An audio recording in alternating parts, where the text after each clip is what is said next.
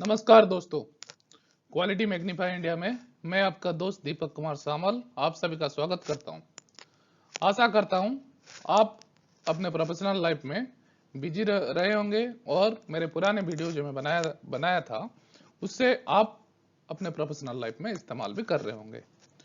दोस्तों, आज हमारा जो टॉपिक है वो है आइसोमेट्रिक ड्राइंग एंड P&ID। इसके बारे में मुझे बहुत सारे रिक्वेस्ट मिले थे कि आइसोमेट्रिक ड्राइंग और P&ID के बारे में मैं वीडियो बनाऊं और विस्तार में समझाऊं कि आइसोमेट्रिक ड्राइंग क्या होता है, P&ID का संबंध आइसोमेट्रिक ड्राइंग से कैसे है, और इन एडिशन टू दैट हम लोग कुछ पाइपिंग के बारे में, कुछ मटेरियल के बारे में भी पता करेंगे। आज आइसोमेट्रिक ड्राइंग में हम लोग आइसोमेट्रिक ड्राइंग कैसे ड्रॉ किया जाता है, आइसोमेट्रिक ड्राइंग में हम लोग क्या क्या इंफॉर्मेशन हम लोग को मिल सकता है, और आइसोमेट्रिक ड्राइंग का रोलिंग वगैरह जो रहता है उसको हम लोग कैसे आइडेंटिफाई करते हैं वो भी पता करेंगे। उसके साथ हम लोग आइसोमेट्रिक ड्राइंग और P&ID में जो सिंबल्स यूज होते हैं वो सिंबल कैसे यूज किया जाते हैं, और सिंबल से हम लोग कैसे पता कर सकते हैं कि हम लोग वो इक्विपमेंट को या हम लोग वो इंस्ट्रूमेंट को, हम लोग वो लाइन को कैसे पहचानेंगे। तो चलिए दोस्तों, शुरू करते हैं आइसोमेट्रिक ड्राइंग एंड P&ID। तो आइसोमेट्रिक ड्राइंग होता क्या है? An isometric drawing is a type of pictorial drawing in which three sides of an object can be seen in one view. आप अगर पाइपिंग इंडस्ट्री या पाइपलाइन में काम किए होंगे तो आपको ये पता होगा, एक पाइप जब रन करता है then it run in many directions. ठीक है, वो कभी एक सिंगल डायरेक्शन या मल्टी डायरेक्शन, डुअल डायरेक्शन में मूव नहीं करता है, it move on multi directions. तो मल्टी डायरेक्शन को अगर एक डिजाइनर बनाता है वो डिजाइन को एक आइसोमेट्रिक ड्राइंग के थ्रू रिप्रेजेंट करता है, जिससे साइट के बंदे जो काम करते हैं उनको समझ में आए कि ये लाइन को हम लोग को कैसे कंस्ट्रक्ट करना है और कैसे इरेक्ट करना है, कंस्ट्रक्शन करके इरेक्शन कैसा करना है वो आइसोमेट्रिक ड्राइंग से पता कर सकते हैं। तो आइसोमेट्रिक ड्राइंग क्या होता है? It's type A pictorial drawing in which three sides of an object can be seen in one view. In one view आपको जो ड्राइंग शीट मिलता है वो वन व्यू में आप उसका तीन डायरेक्शन, एलिवेशन, एवरीथिंग आप चेक कर सकते हो। रोलिंग, डायरेक्शन, एलिवेशन, उसमें कौन सा इक्विपमेंट लगा है, everything you can find out in that isometric drawing. It's popular within the process piping industry because it can be laid out and drawn with easy and portrays the object in a realistic view. Sometimes it is used in lieu of plans and elevation, but typically it is used to supplement the plan drawing. Isometric are used as fabrication and soft drawing for pipe run fabrication. Isometric also provide a drafter with the ability to calculate angular offset in the pipe run. आगे हम लोग पता करेंगे कि isometric में हमारा क्या क्या इंफॉर्मेशन रहता है और हम लोग उसको कैसे मेजर करते हैं। तो आइसोमेट्रिक में बेसिकली अगर हम लोग पता करेंगे, आइसोमेट्रिक में हमको डायरेक्शन ऑफ पाइप मिलता है, ओरिएंटेशन ऑफ द पाइप मिलता है, उसमें रोलिंग कैसे होता है वो पता रहता है, पाइप का डायमेंशंस वगैरह मेंशन किए जाते हैं, उसमें जितने इक्विपमेंट वगैरह लगे रहते हैं वो मेंशन किए जाते हैं। तो each and every details are in this isometric drawing. And most importantly it's a 3D view. ठीक है, हम लोग को एक थ्री साइड ऑब्जेक्ट व्यू पता चलता है। ठीक है, तो आइसोमेट्रिक लेआउट का इधर एक बनाया गया है। आप अगर लेफ्ट साइड में देख पाएंगे, हमारा जो एक डिजाइनर पहले डिजाइन करने से पहले उसको एक आइडिया आता है कि मुझे एक पाइप को रन करना है 30 degree on both the sides and then 90 degree it will go to the top side. तो उसको वो पहले 2D व्यू में जब थिंक करता है तो लेफ्ट साइड का जो व्यू आया है वो ऐसा आता है, मगर उसको रिप्रेजेंट करने के लिए अगर आपको ऐसा वाला ड्राइंग में ऐसा वाला पिक्चर आएगा लेफ्ट साइड में जो आपको दिया गया है, उसी हिसाब से अगर आपको लेफ्ट साइड में जो आया है उसी तरह का अगर आपको आएगा तो आपको कुछ भी समझ में नहीं आएगा कि आपको कंस्ट्रक्शन कैसे करना है। ठीक है, तो उसी के लिए हम लोग क्या करते हैं, आइसोमेट्रिक ड्राइंग यूज करते हैं, जिसमें पता चलता है कि pipe runs towards east side, then it goes to west, then it goes to top side, then there is a branch connection, the angle is this much, उसमें valve लगा हुआ है, उसमें reducer लगा हुआ है, उसमें T लगा हुआ है, इधर elbow लगा हुआ है। तो all this information we get in the isometric drawing. ठीक है, तो direction and location, location and direction help to properly orient the isometric drawing. Isometric drawing हम लोग प्लांट में यूज करते हैं basically to know this two things, where is the location and where is the direction. अगर मैं आपको एक point बोलूं, आइसोमेट्रिक ड्राइंग में जो पॉइंट दिया गया है वो पॉइंट का पाइप किधर है प्लांट में ढूंढने के लिए, तब आप क्या करोगे, उसका ईस्ट और नॉर्थ कोऑर्डिनेट फाइंड करोगे। There is east coordinate and there is a north coordinate. East और नॉर्थ कोऑर्डिनेट कैसे होता है, हर प्लांट में वो बेंचमार्क आइडेंटिफाई करते हैं। एक बेंचमार्क मिलने के बाद वो लोग टेम्पररी बेंचमार्क जगह जगह पर आइडेंटिफाई करके उसको लिख के रखते हैं। बाद में आपका आइसोमेट्रिक ड्राइंग में जो elevation, east coordinate, north coordinate दिया जाता है, आप उसको चेक करके वो पाइप का, जॉइंट का या वाल्व का प्रॉपर लोकेशन आइडेंटिफाई कर सकते हो फ्रॉम आइसोमेट्रिक। तो वही बोल रहा है, direction and location help to properly orient the isometric drawing. A north arrow give direction and always point in the upper left corner of the sheet. आप अगर देखे होंगे आपका आइसोमेट्रिक में नॉर्थ डायरेक्शन दिया जाता है। ठीक है, अगर आपका एक पाइप रन कर रहा है, अगर नॉर्थ में जा रहा है then it goes to east, then it go to top side, then west, so everything you can find out by this direction. आपका डायरेक्शन दिया जाता है ड्राइंग में, बाद में उसी तरह से आपका क्या होता है आइसोमेट्रिक में मूव करता है। मान लो ये वाला pipe first it moves to north direction, then it goes to east, then it goes to top side. ठीक है, structural reference point that provide location can be shown on isometric. Dimension must always be given at point of reference such as structure, existing equipments, etc.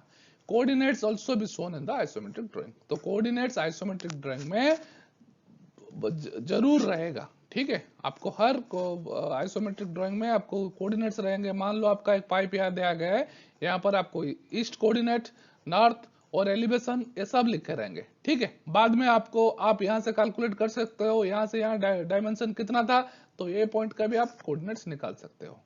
ठीक है, तो isometric plane आप देखिए, isometric plane से हम लोग इधर एक 3D प्लेन बनाया गया है जिससे आप पता कर सकते हो अगर एक पाइप का डायरेक्शन चेंज होता है और उसका मूवमेंट होता है तो उसको आइसोमेट्रिक प्लेन में कैसे आइडेंटिफाई किया जाता है। मान लो आपका एक पाइप जाता है from south to west, then it goes towards top elevation. Okay, अगर मान लो ये अगर 0 एलिवेशन है और इसका डिस्टेंस अगर 10 है, then this top elevation will be this area. Okay, then ये क्या होता है, it moves from west, moves to west direction. West direction से क्या होता है, again it moves to north, then again it goes down, then goes west, then south, then down elevation, then again east, then south, then top elevation, then again go to east and it touches to the initial point. तो ये अगर आप बार बार practice करेंगे तब आपको ये पता चलेगा और आप एक आइसोमेट्रिक ड्राइंग लेके साइड में जाइए और आइसोमेट्रिक ड्राइंग के साथ साइड का जो स्पूल इरेक्शन हुआ होगा या कोई कंस्ट्रक्शन साइड अगर फैब्रिकेशन यूनिट है, अगर स्पूल फैब्रिकेशन हो रहा है, आप उधर जाके वो पर्टिकुलर स्पूल के साथ आपका आइसोमेट्रिक ड्राइंग को अगर वेरीफाई करेंगे तब आपको आइडिया और भी क्लियर हो जाएगा।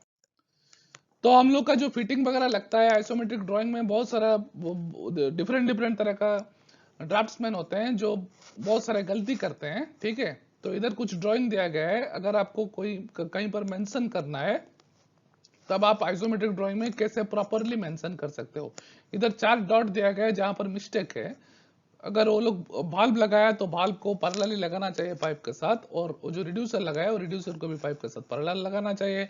बाद में ये लाइन ऊपर एलिवेशन गया है, they can not make it a straight reducer और straight valve, it should be little bit inclined. ठीक है, तो ये नॉर्मल प्रैक्टिस है, जब हम लोग बनाते हैं ड्राइंग बनाते हैं, आइसोमेट्रिक ड्राइंग बनाते हैं, तो उसको प्रोफेशनल तरीके में बनाने के लिए या कोई बंदे को अच्छा समझने के लिए हम लोग इस तरह का इस्तेमाल कर सकते हैं। बाद में जब लोग फिटिंग का जब इस्तेमाल करते हैं, मान लो फिटिंग कौन सा हो गया, एल्बो हो गया, टी हो गया, रिड्यूसर हो गया, कोई भी फिटिंग इस्तेमाल करते हैं, वो फिटिंग को कभी कभी रेडियस के हिसाब से भी दिखा सकते हैं, कभी कभी शार्प एज में भी दिखा सकते हैं। ठीक है, ये एक वे होता है रिप्रेजेंट करने का। बाद में हम लोग पता करते हैं कि आइसोमेट्रिक ड्राइंग में हम लोग को क्या क्या इंफॉर्मेशन मिलता है। जैसे मैं पहले बताया था, आइसोमेट्रिक ड्राइंग में हम लोग को बहुत सारा इंफॉर्मेशन मिलता है, A to Z detail for the piping will get from the isometric. Line direction, line orientation, line का डिटेल, उसमें हाइड्रो टेस्ट वगैरह, पेंटिंग का details, material details, everything will be there. तो क्या क्या डिटेल हम लोगों को मिलता है?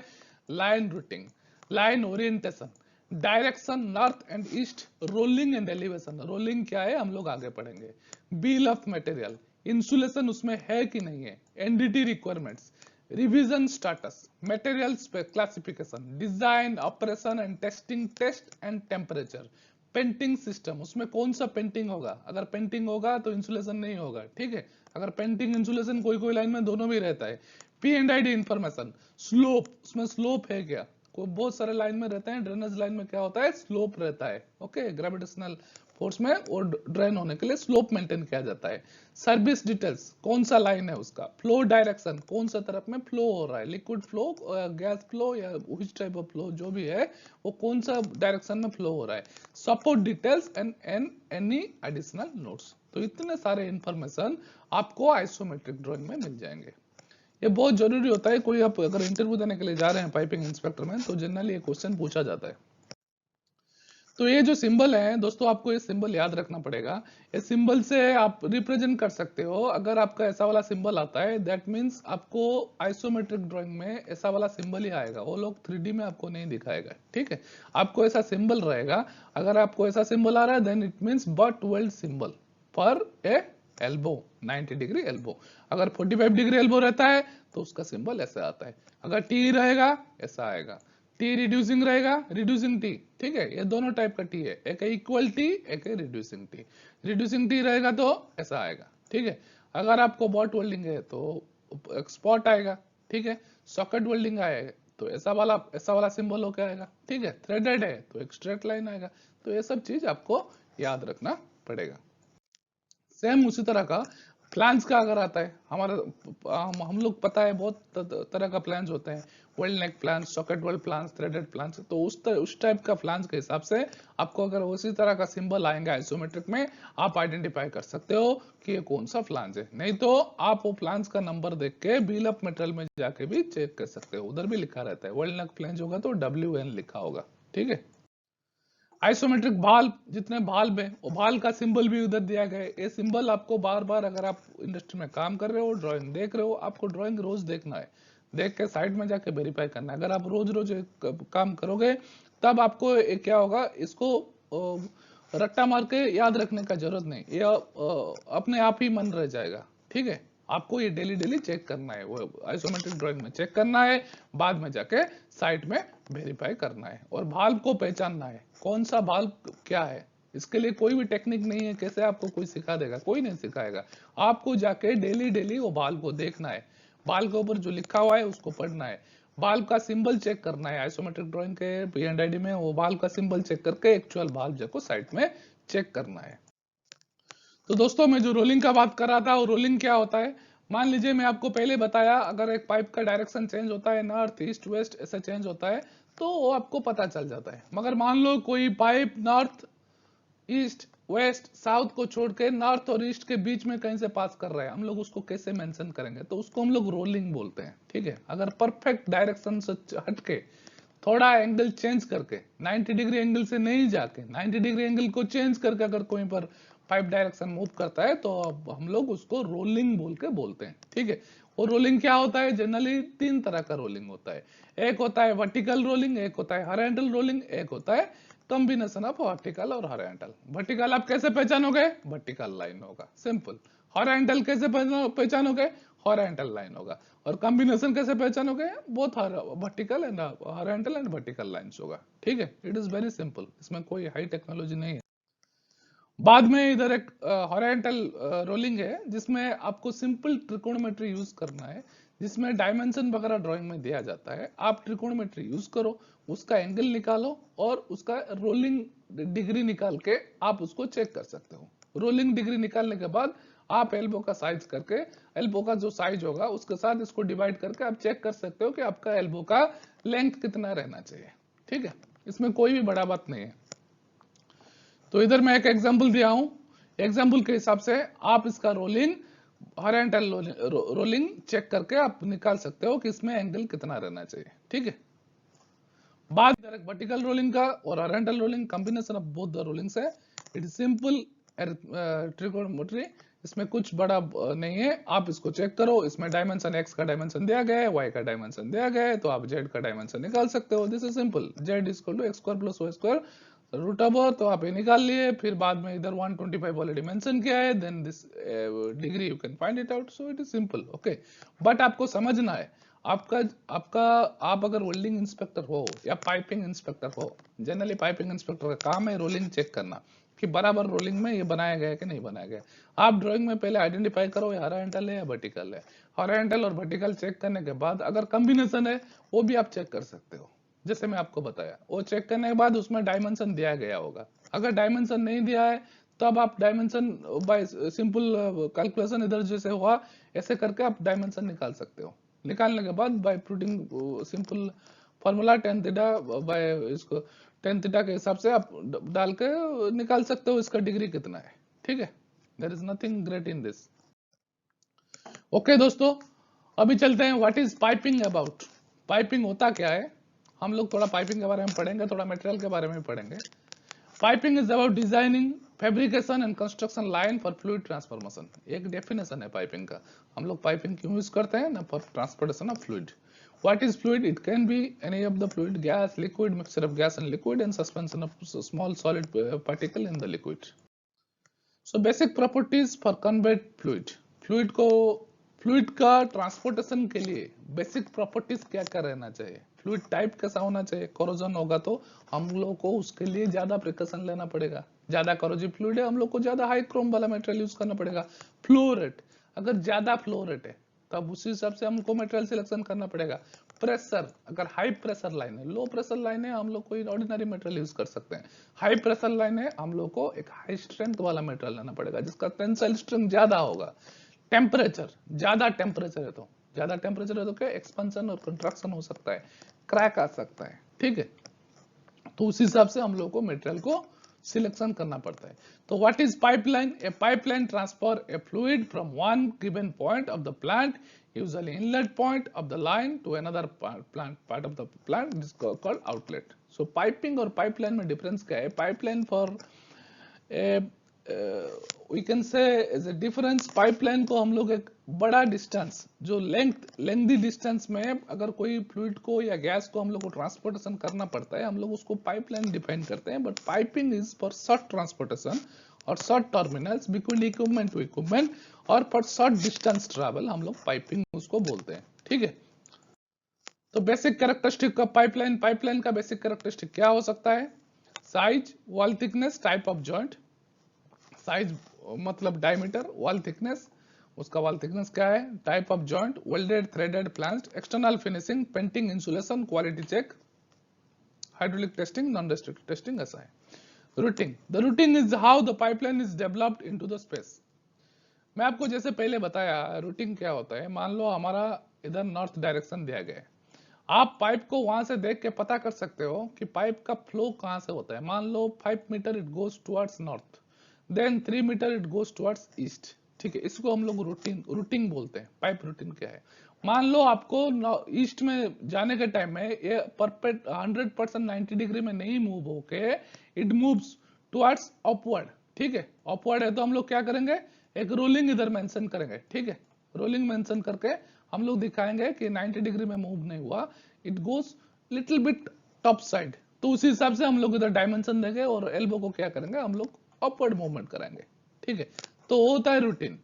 There are rules and regulations to route a pipeline according to good engineering practice. A generally designer का काम होता है बनाने का। Cold pipelines connecting to static equipments like tank vessels can be routed as per the equipment nozzle orientation, and pipeline connection to rotating equipments need flexible part in between the absorb to vibration. Cold pipelines जैसे tank या vessel में कहीं पर लगना है तो उसको general routing कर सकते हैं। वो क्या बोलता है, pipeline connected to rotating equipment. मान लो पंप, मोटर्स, देन कंप्रेसर्स, ठीक है, जनरेटर्स, इसमें अगर कहीं पर पाइपलाइन का कनेक्शन होता है उसको एब्जर्व करने के लिए, उसका वाइब्रेशन एब्जर्व करने के लिए हम लोग क्या लगाते हैं, एक्सपेंशन बेलो जनरली यूज किया जाता है to catch the vibration. Okay, vibration transmit नहीं होगा, रोटेटिंग इक्विपमेंट को, वहां पर वाइब्रेशन को एब्जॉर्ब कर लिया जाएगा। Hot pipelines must be enough flexible to absorb the thermal expansion. बाद में सपोर्टिंग सिस्टम हम लोग क्या क्या सपोर्ट यूज करते हैं। Every pipeline must be supported, it may differ from the service condition. Cold pipeline can be supported with fix support, whereas hot pipeline must be with guided support. Guided support में क्या होता है, थोड़ा clearance रहता है, ठीक है, दोनों साइड में थोड़ा क्लियरेंस रहता है। और हॉट पाइपलाइन में आपको थोड़ा एक्सपेंशन और कंट्रक्शन होता है, इसलिए हम लोग गाइडेड सपोर्ट यूज करते हैं। अगर आप फिक्स सपोर्ट यूज करोगे तो सपोर्ट टूटने का, नहीं तो पाइप डैमेज होने का चांसेस रहता है, ठीक है। Fluid type and material selection. Fluid जब किस तरह का होता है तो हम लोग मटेरियल कैसे सिलेक्ट करते हैं, ये जनरली प्लांट के हिसाब से चेंज होता है, डिजाइनर के हिसाब से चेंज होता है। बट इधर मैं थंब रूल में डाला हूं कि हम लोग कैसे जनरली फ्लूइड जो रहता है उसके हिसाब से मटेरियल कैसे सिलेक्ट किया जाता है। मान लीजिए नॉन करोजिव फ्लूइड है तो कार्बन स्टील या लो ऑयल स्टील को हम लोग यूज करते हैं। करोजिव फ्लूइड है तो स्टेनलेस स्टील को यूज करते हैं। स्टेनलेस स्टील क्यों यूज करते हैं ना, उसमें क्रोमियम परसेंटेज ज्यादा होता है उसी के लिए। एग्रेसिव केमिकल्स है plastic, PVC, CPVC, okay, rubber, composite materials, ये सब हम लोग एग्रेसिव केमिकल स्ट्रॉन्ग एसिड या बेसिस के लिए यूज करते हैं, क्योंकि वो नॉन करोजिव भी है और उसका लाइफ भी ज्यादा है। In addition to the material selection, below factors are also considered. आप मटेरियल सिलेक्शन करने के बाद भी आपको कौन कौन सा और फैक्टर सिलेक्ट करना पड़ता है कि उसमें कोरोजन अलाउंस क्या है। आप अगर कुछ मेटालिक पाइप लोगे तो उसमें कोरोजन का चांसेस ज्यादा है, इसलिए आजकल के इंडस्ट्री में आप ज्यादा GRE, GRB, GRP, SDP, PVC, CPVC, UPVC इस तरह का पाइप देखे होंगे, क्योंकि इसमें क्या होता है, कोरोजन बहुत लेस है, ठीक है, less corrosive materials. Choice of joint, hazardous fluids are to be full leak proof। आप कैसे फुल लीक प्रूफ चेक करोगे, वेल्डेड, प्रिपोरली ओवर थ्रेडेड। अगर थ्रेडेड जॉइंट है तो लीक होने का चांस है, आप उसको वेल्डिंग करो। Choice of NDT, for hazardous fluid 100% X-ray और यूटी इज रिक्वायर्ड, ठीक है। अगर hazardous fluid है तो हम लोग एनडीटी करते हैं इंश्योर करने के लिए कि उसमें कहीं लीक तो नहीं है, कहीं उसमें कुछ डैमेज तो नहीं है। अगर वो लीक हो जाए तो हजारों लोग को मर सकते हैं, ठीक है, इसलिए हम लोग उसको क्या करते हैं, एक्सरे करते हैं, नहीं तो अल्ट्रासोनिक टेस्टिंग करते हैं। बहुत सारा एनडीटी मेथड्स है। Temperature and pressure, similarly for high temperature and pressure calculation of wall thickness of joint configuration is mostly considered. हम लोग कौन सा कोड यूज करते हैं, मैं जनरली इधर कुछ कोड मेंशन किया हूं, ठीक है। ASME B31.1 power piping, fuel gas piping, process piping, pipeline transportation B31.4, reference piping 31.5, 31.8 is gas transmission, 31.5 building service piping, 31.11 slurry transportation piping system. तो ये है हमारे कुछ स्टैंडर्ड ASME, ANSI, ASTM आप लोगों को पता होगा, American society of mechanical engineers, American national standard institute, American society of testing of materials.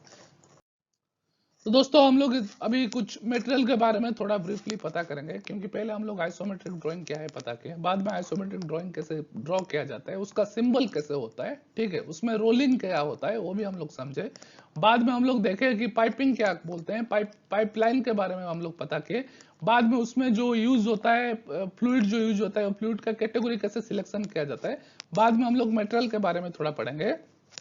Carbon steel, carbon steel क्या है, steel is basically solution of carbon and iron, the presence of carbon is the crystal structure of the iron, improve very much of mechanical characteristic and iron alone.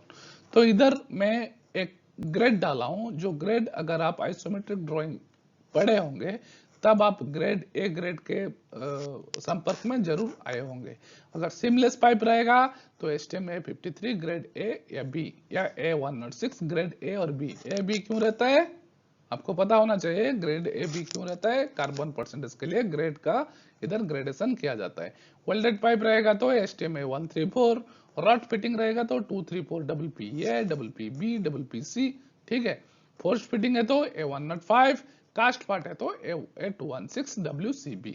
तो अब आप ये सब चीज isometric drawing में आपको ये सब चीज मिल जाएंगे, आपको ये ग्रेड देख के ही पता चल जाएगा कि आपका साइड में जो पाइप आया है वो पाइप कार्बन स्टील का ही है, सीमलेस है या वेल्डेड पाइप है, फोर्स फिटिंग है या रॉड फिटिंग है, आप यहां से देख के पता कर सकते हैं। Low alloy steel, the introduction of this material, steel can change very much with its mechanical characteristic. Steel is subject to a process called creep at high temperature that is more than 540 degree centigrade. तो जहां पर high temperature का बात आता है हम लोग क्या करते हैं, वहां पर लो एलॉय स्टील का इस्तेमाल करते हैं। ठीक है, steel becomes also particularly fragile if submitted to sudden impact at low temperature -20 degree centigrade. तो इसके लिए क्या किया जाता है, अगर कार्बन स्टील आप यूज करोगे तो क्या होगा, एक इंपैक्ट स्ट्रेंथ होता है। ठीक है, आपका लो टेम्परेचर में स्टील का हार्डनेस बढ़ जाता है, जिसमें क्या होता है, स्टील क्रैक हो जाता है। तो उसको रेजिस्ट करने के लिए, उसको रेस्ट्रिक्ट करने के लिए हम लोग क्या करते हैं, low alloy steel generally use करते हैं, जिसमें क्रोमियम का परसेंटेज ज्यादा रहता है as compare to carbon steel. Carbon steel में क्रोमियम इज नेग्लिजिबल। बाद में स्टेनलेस स्टील का एक अलग सा वीडियो में बनाया था, उसमें स्टेनलेस स्टील का ग्रेड के बारे में, कितने तरह का स्टेनलेस स्टील है उसमें विस्तार में मैं बताया था। फिर भी मैं इधर एक ओवरऑल आइडिया देता हूं कि स्टेनलेस स्टील कितना तरह का होता है, स्टेनलेस स्टील को क्यों यूज किया जाता है। जनरली आपको जैसे पता है, stainless steel anti corrosive material है, इसमें क्रोमियम का परसेंटेज ज्यादा होता है, इसलिए इसका कोरोजन का रेट बहुत कम हो जाता है। आपको जैसे मैं कार्बन स्टील में मैं बताया, आपको अगर आइसोमेट्रिक ड्राइंग आप चेक करेंगे, उसी तरह से आपको seamless pipe, welded pipe, rod fitting, forced fitting और कास्ट पार्ट में भी आपको इसका ग्रेड का पता चलेगा। बाद में हम लोग पढ़ेंगे पी एंड आई डी। तो दोस्तों आपको आइसोमेट्रिक में पता हो गया कि आइसोमेट्रिक ड्राइंग क्या होता है, आइसोमेट्रिक ड्राइंग का रोलिंग कैसे होता है, आइसोमेट्रिक ड्राइंग कैसे बनाया जाता है, आइसोमेट्रिक ड्राइंग का सिंबल क्या होता है, पाइपिंग क्या होता है, पाइपिंग का फ्लूइड कैसे हम लोग सिलेक्शन कर, पाइपिंग फ्लूइड के हिसाब से हम लोग मटेरियल कैसे सिलेक्शन करते हैं, और क्या क्या फैक्टर पाइपिंग का सिलेक्शन में यूज किया जाता है। हम लोग कुछ मटेरियल के बारे में ब्रीफली पता किए। ठीक है, अभी पी एंड आई डी का संबंध आइसोमेट्रिक से कैसे रहता है, हम लोग पी एंड आई डी का सिंबल देख के कैसे पता कर सकते हैं कि पी एंड आई डी क्या रिप्रेजेंट करता है। जैसे आइसोमेट्रिक में हम लोग समझे कि आइसोमेट्रिक में क्या क्या रहता है, एक डिटेल हम लोग पूरा पढ़े थे लास्ट स्लाइड में कि पी एंड आई आइसोमेट्रिक में क्या क्या इंफॉर्मेशन हम लोग को मिलते हैं। तो उसी तरह से पी एंड आई डी में हम लोग को क्या क्या मिलता है, चलिए पढ़ते हैं। Piping and instrumentation diagram or simply P&ID are the schematic used in the field of instrumentation and control automation. The P&ID used by field techs, engineers and operators to better understand the process and how the instrumentation is interconnected. आप अगर एक P&ID देखेंगे, आपको एक P&ID में detail रहेगा। मान लो आपका एक इक्विपमेंट्स, एक पंप है और एक पंप के साथ एक मोटर लगा हुआ है, बाद में वो पंप से कोई फ्लूइड जाके एक टैंक में जा रहा है। ठीक है, और पंप का जो इनटेक लाइन है, वो इनटेक कोई टैंक से फ्लूइड लेके आ रहा है। पंप और मोटर को कंट्रोल करने के लिए आपको कुछ इलेक्ट्रिकल केबल्स भी लगे हुए हैं। उसके पंप के पाइप जो लगा हुआ है, उसके अंदर जो फ्लूइड आ रहा है उसका कुछ प्रेशर है, उसका कुछ टेम्परेचर है। उसके लिए आप प्रेशर इंडिकेटर और टेम्परेचर इंडिकेटर भी लगा हुआ है।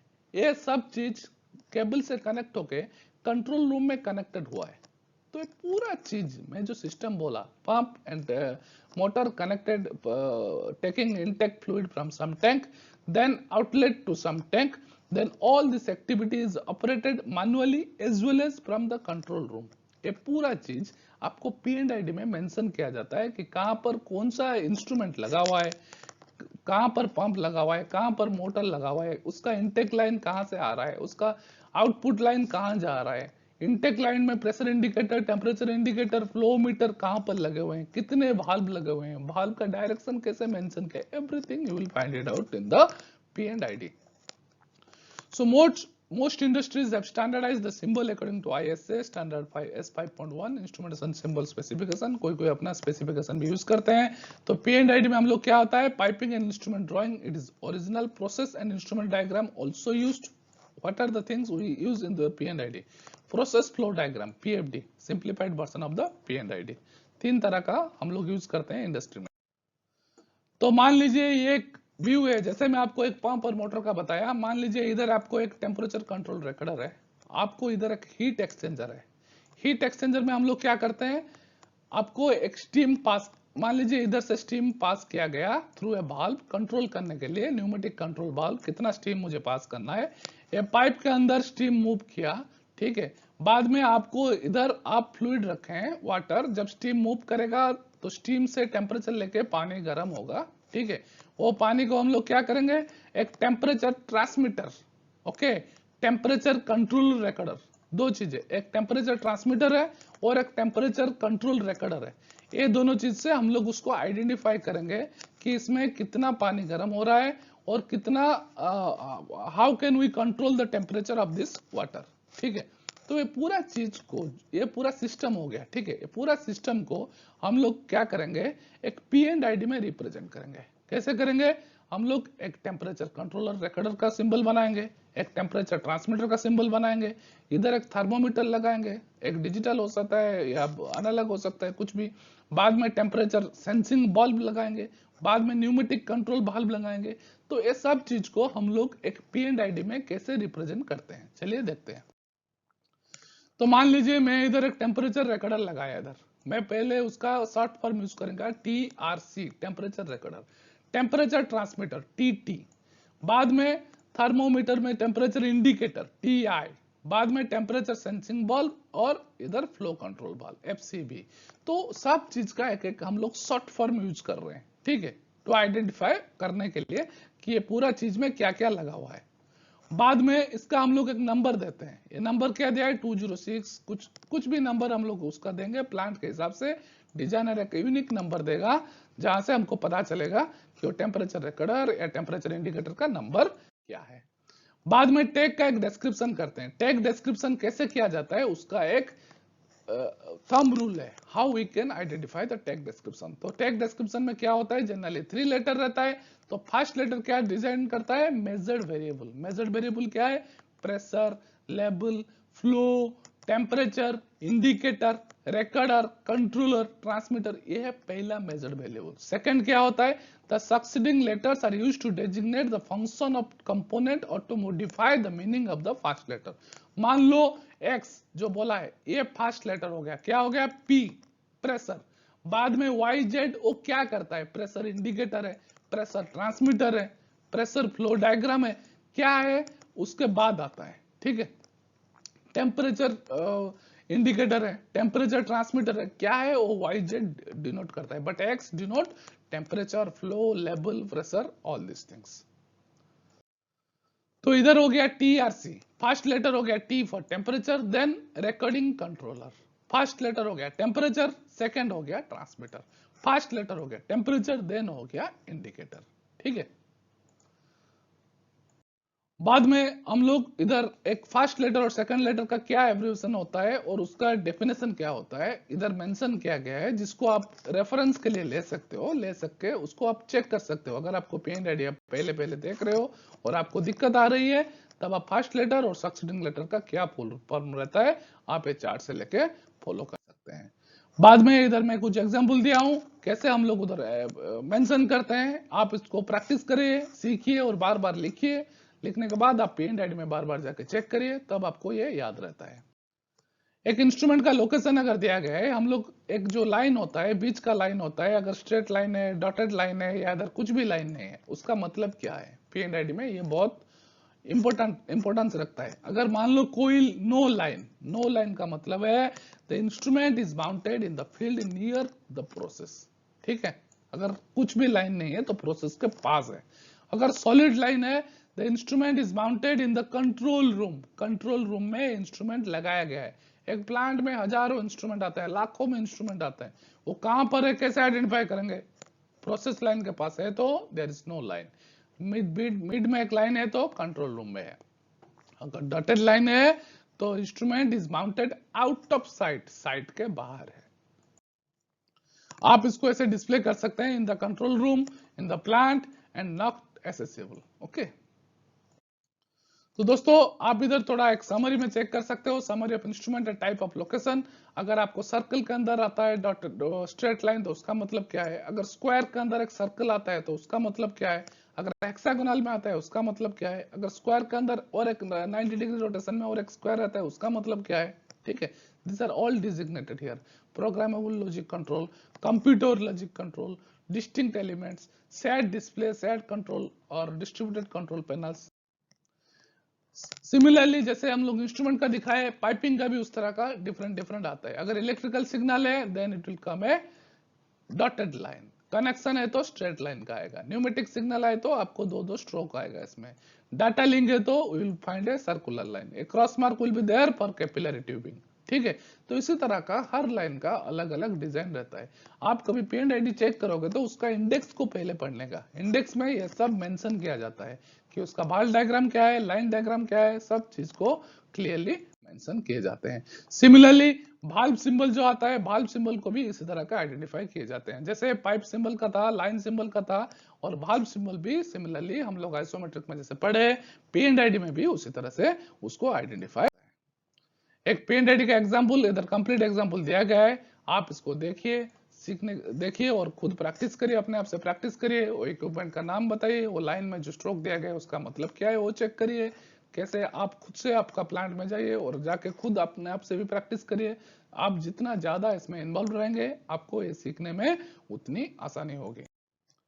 तो इधर एक P&ID का एग्जांपल है, उसमें पूरा डिटेल में दिया गया है। जनरली P&ID आप जब प्लांट में देखते हो तो आपको ये सब समझ में आता है और उसको आप बार बार देख के इसको याद रखने का, और उसका जो एब्रीविएशन रहता है वो भी, वो सब चीज आप जब ज्यादा इन्वॉल्व रहोगे वो काम में तो वो आपको हैबिचुएटेड हो जाएगा और आपको याद भी रहेगा।